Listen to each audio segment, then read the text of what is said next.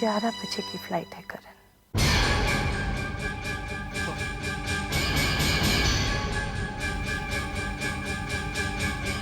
अच्छा फिर तुम लोग आपस में बातें करो भाई।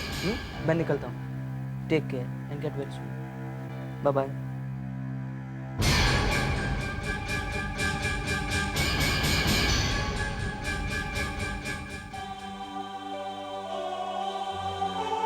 कृष्णा, मुझे बहुत बुरा लग रहा है कि मैं तुम्हें इस हालत में छोड़कर गोवा जा रहा हूँ। डोंट वरी विशाल, मैं तब तक नहीं मरूंगी जब तक तुम नहीं लौटोगे। कृष्णा प्लीज ऐसी बातें मत करो। विशाल, तुम कुछ दिनों के लिए तो जा रहे हो, और वैसे भी डॉक्टर ने मुझे कहा है कि मेरे पास 1 महीने।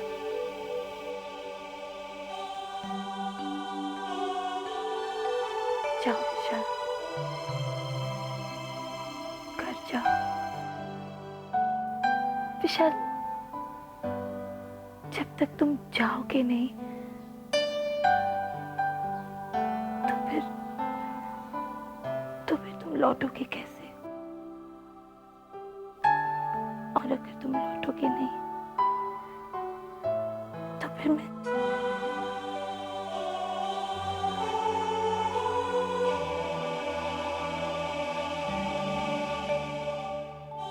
तो फिर जाओ।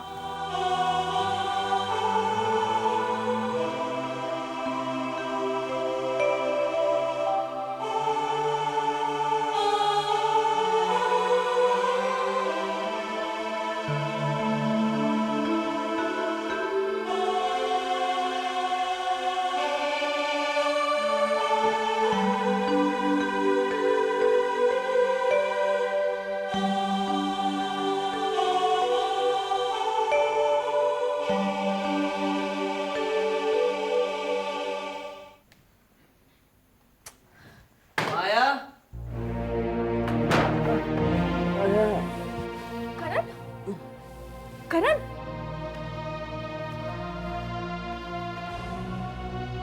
करण,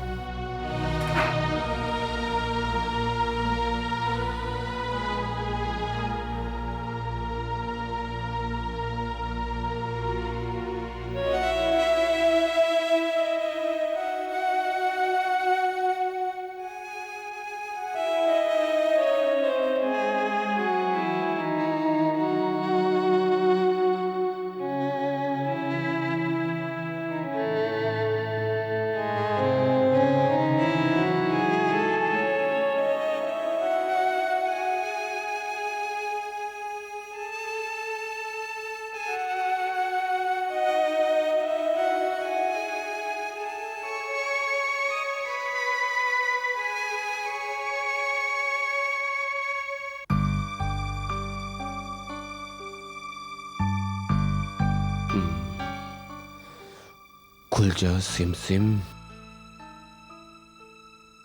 खुल जा मेरे बाप। एक बार कैश मिल जाए तो ऐश हो जाए।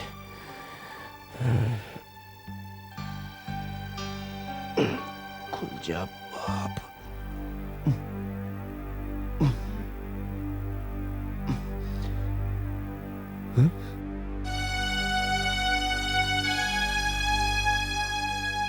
ये इतनी जल्दी कैसे आ गया?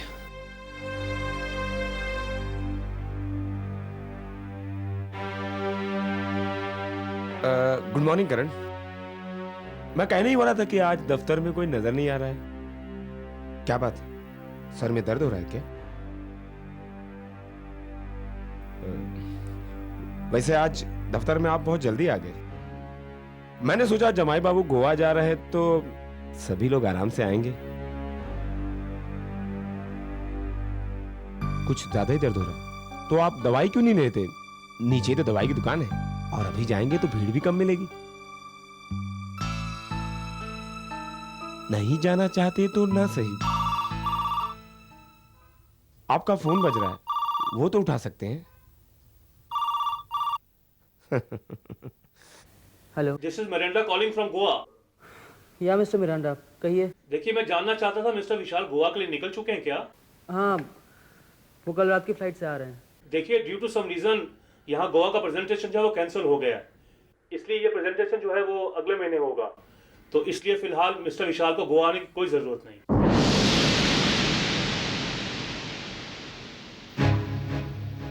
आप उन्हें इन्फॉर्म कर देंगे please? Yeah of course, why not. Thanks. You welcome sir. Bye.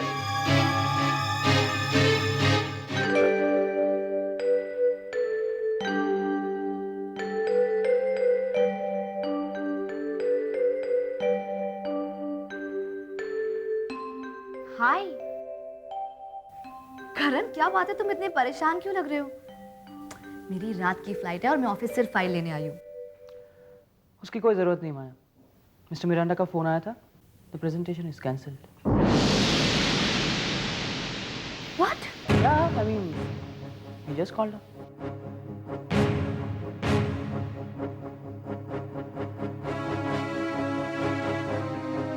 करण, तुमने ये बात किसी और को तो नहीं बताई? नहीं तो अभी अभी तो फ़ोन आया था। गुड, तो फिर बताना भी मत। तुम ये कहना कि तुम्हें ये फोन हमारे जाने के बाद आया था, ओके? मैं कुछ समझा नहीं माया। करण, मैं और विशाल एज शेड्यूल आज रात की फ्लाइट से गोवा चले जाएंगे, और तुम ये कहना कि तुम्हें मिस्टर मिरांडा का फोन हमारे गोवा जाने के बाद ही आया था। You understand me? Okay. Thanks Karan. What would I do without you? My buddy.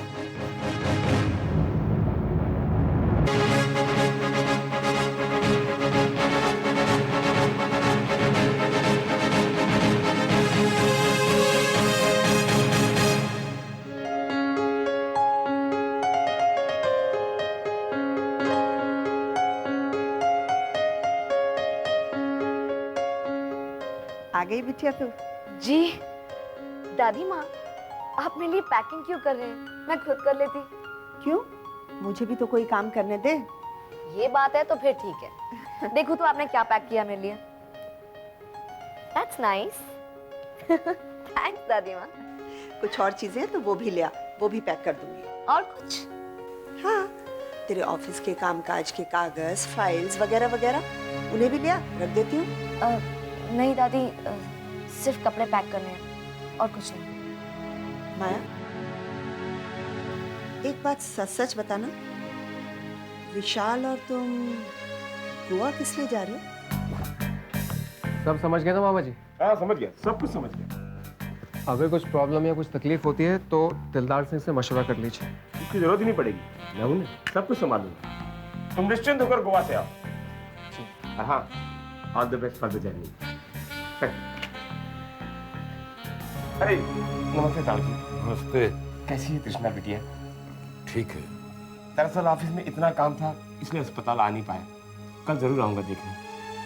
नमस्ते।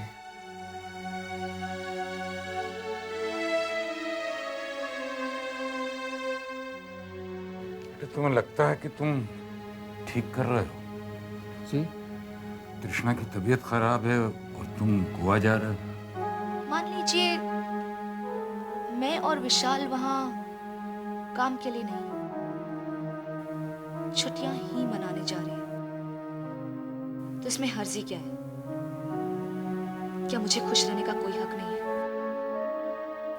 जिस आदमी से मेरी शादी होने वाली है, अगर मैं कुछ पल उसके साथ गुजारना चाहूं तो उसमें बुराई क्या है दादी माँ? बुराई तो कुछ नहीं है, पर विशाल शादीशुदा है, यही ना?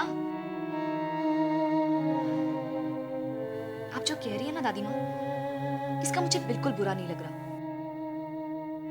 क्योंकि आपकी जगह और कोई भी होता तो वो यही सोचता और यही कहता। मुझ पर क्या बीत रही है ना, वो कोई नहीं समझ सकता। मैं वही कर रही हूं जो जायज है, जो मेरा हक है। तृष्णा को मैंने अपना विशाल दिया था, अब मैं उसे वापस ले रही हूं। लेकिन बेटा इस वक्त जब तृष्णा... दादी माँ, मुझे वक्त की परवाह नहीं है, और वैसे भी अब बहुत वक्त गुजर चुका है। मैं और इंतजार नहीं कर सकती हूँ। मुझे मेरी खुशियां आज चाहिए, अभी चाहिए। अब मैं क्या कहूँ? शायद तूने ठीक ही कहा था कि मैं तुझे ना तो समझ पाई हूँ और ना ही समझ पाऊंगी। इसमें आपका कोई दोष नहीं है दादी माँ। मुझ पर जो बीती वो आपने तो नहीं झेला ना, फिर आप कैसे समझ सकती है? लेकिन अगर आपके साथ दगा हुआ होता, किसी ने आपको धोखा दिया होता, तब आप समझ पाती। ताऊजी, जाना तो मैं भी नहीं चाहता, लेकिन ताऊजी ये प्रेजेंटेशन बहुत इंपॉर्टेंट है। अरे तृष्णा के आगे कुछ इंपॉर्टेंट नहीं है। ताऊजी प्लीज समझने की कोशिश कीजिए, और वैसे भी मैं 4-5 दिन में वापस आ जाऊंगा। और फिर तृष्णा ने भी कह दिया है कि तृष्णा तो ऐसे ही कहती रहती है। देख, तेरी जगह कोई और नहीं जा सकता। नहीं ताऊजी, मुझे जाना होगा, और वो भी अकेले।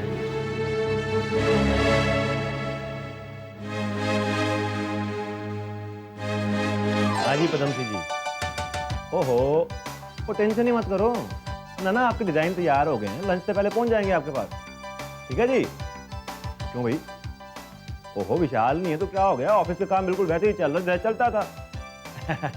ठीक है जी, चलिए ओके। हाँ जी, आप अपना टेक केयर कीजिएगा। हाँ जी okay. Good morning Harihar Babu, good morning. Good morning, good morning. आप लोगों ने गुड मॉर्निंग कहना सीखा नहीं क्या पापा जी? Good morning. क्या कहा इन लोगों ने? मैंने सुना नहीं। Good morning sir. गुड।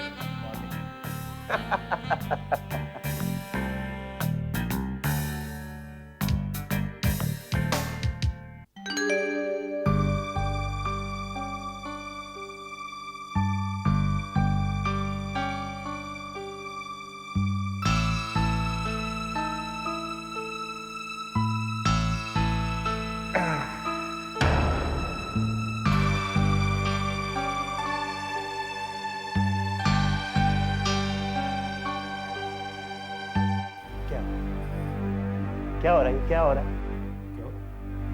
क्या हो भाई? पता नहीं है आपको? पता नहीं है आपको कि ये विशाल की कुर्सी है? फिलहाल तो मैं बैठा हूँ। यही तो जाइए, अपना काम कीजिए। एक बात बता दूं ना आपको, गलत बात है ये, बहुत गलत बात है ये, तरीका नहीं होता कोई ये। जितना तुमसे कहें उतना करो।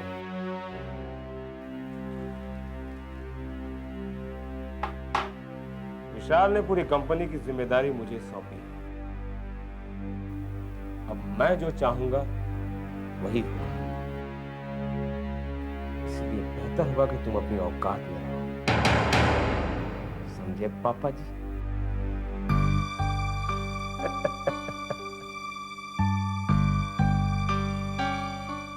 और सुनो, ये आंखें दिखाना बंद करो। जाओ, अकाउंट्स की सारी फाइल लेकर आओ।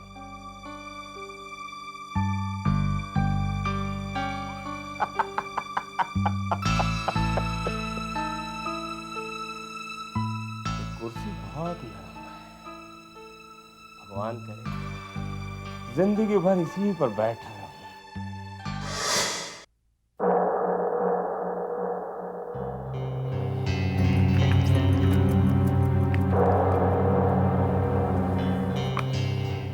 कमाल हो गया, इस दफ्तर में एक भी ऐसा खाता नहीं है जिसमें घपले करने की गुंजाइश हो।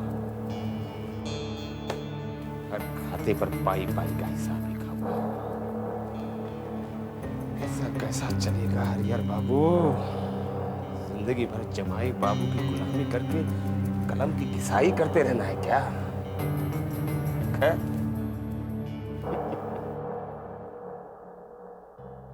थोड़ा वक्त जरूर लगेगा, लेकिन घपला तो हम करके ही रहेंगे।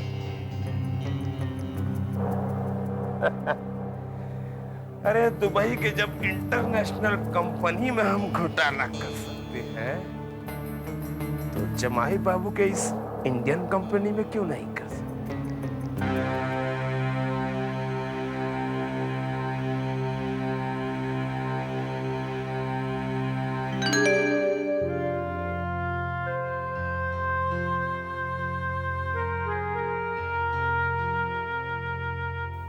नमस्ते अंकल, आप कैसे हैं? मैं ठीक हूँ। तुम करण? जी। बैठ। अब तृष्णा की तबीयत कैसी है? मुझे उसकी हालत में कोई फर्क नहीं आया। आप चिंता मत कीजिए, हम सबकी दुआओं का असर जरूर होगा, वो जरूर ठीक हो जाएगी। तुम जैसे दोस्त भगवान सबको दे। देखो ना, तुम लोग विशाल की एब्सेंस में उसका ऑफिस चला रहे हो। आजकल ऐसे दोस्त कहाँ मिलते हैं? मुझे तो विशाल की चिंता है, पता नहीं वो काम में ध्यान भी दे पा रहा है कि नहीं। वो तृष्णा को लेकर बहुत फिक्रमंद था। एक्चुअली अंकल, अगर वो अकेला गया होता तो शायद काम में कंसंट्रेट नहीं कर पाता। तो वो अकेला ही तो गया है। नहीं तो उसने आपको बताया नहीं कि वो